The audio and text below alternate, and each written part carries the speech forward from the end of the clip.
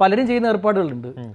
ഈ ആർക്കെങ്കിലുമൊക്കെ കുറച്ച് സഹായം ചെയ്യും, എന്നിട്ട് അതെടുത്ത് സോഷ്യൽ മീഡിയയിൽ വാരി വലിച്ചിട്ടിട്ട് പിന്നെ അവർ ചെയ്യുന്നതെല്ലാം ഇത് വെച്ച് മറയ്ക്കാൻ നോക്കും, ബാലൻസ് ചെയ്യാൻ നോക്കും. മറയ്ക്കുകയല്ല, ബാലൻസ് ചെയ്യും. അപ്പോൾ എന്താ, കുറേ പേര് വന്നിട്ട് അവരെയും പിന്തുണയ്ക്കാൻ വരും.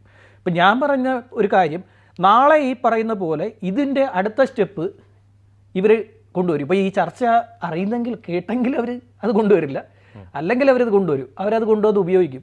മുമ്പ് ഒരുപാട് പേര് ഇങ്ങനെ ചെയ്തിട്ടുണ്ടെന്ന്. ഇവിടുത്തെ ഒരു MLA ചെയ്തിട്ടുണ്ട്. ഒരു കുട്ടിയെ വളരെ കാര്യമായി തെറി പറഞ്ഞിട്ട് ആ കുട്ടിയെ വളരെ തന്ത്രപൂർവ്വം പോയി കൈകാര്യം ചെയ്യാതെ അതിനെക്കൊണ്ട് ആ MLA മാമ എന്നൊക്കെ വിളിപ്പിച്ച് വളരെ സ്നേഹപൂർവ്വം ഇത് അവസാനിപ്പിച്ചിട്ടുണ്ട്. ഇവർക്കൊക്കെ നല്ല ഐഡിയ ആണ്. പക്ഷേ ഇപ്പോഴും ആ സ്ത്രീ കാണാമറയത്താണ്. ഇവർ പറയുന്നുണ്ട് ഇവർ ആരുടെയും ഐഡൻറ്റിറ്റി വെളിപ്പെടുത്തുന്നില്ല, ഒരു പേരുവിവരവും പറയുന്നില്ല. പക്ഷേ ഇവരുടെ ചില കാര്യങ്ങൾ അതിരുവിട്ട് പോകുന്നുണ്ട്. ഇപ്പോൾ ഞാനിപ്പോൾ ചിലപ്പോൾ എന്താ പറയുക, എൻ്റെ എന്തെങ്കിലും വളരെ പേഴ്സണലായിട്ടുള്ള ആവശ്യമായിട്ട് ഞാൻ ചിലപ്പോൾ ഹോസ്പിറ്റലിൽ നിൽക്കുകയായിരിക്കും, ഞാനൊരു ICUവിൻ്റെ മുന്നിൽ നിൽക്കുകയായിരിക്കും. ഓരോരുത്തരുടെയും മാനസികാവസ്ഥ എൻ്റെ ഏറ്റവും പ്രിയപ്പെട്ട ഒരാൾ അതിനുള്ളിൽ കിടക്കുകയായിരിക്കും. ആ സമയത്ത് എന്നെ വിളിച്ചിട്ട് ഇത് പറഞ്ഞു കഴിഞ്ഞാൽ അവസ്ഥയൊന്നും ആലോചിച്ചു.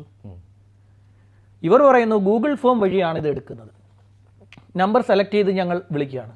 ഈ നിൽക്കുന്ന ആൾ ഏത് സാഹചര്യത്തിൽ നിൽക്കുന്നതെന്ന് അറിയണ്ടേ.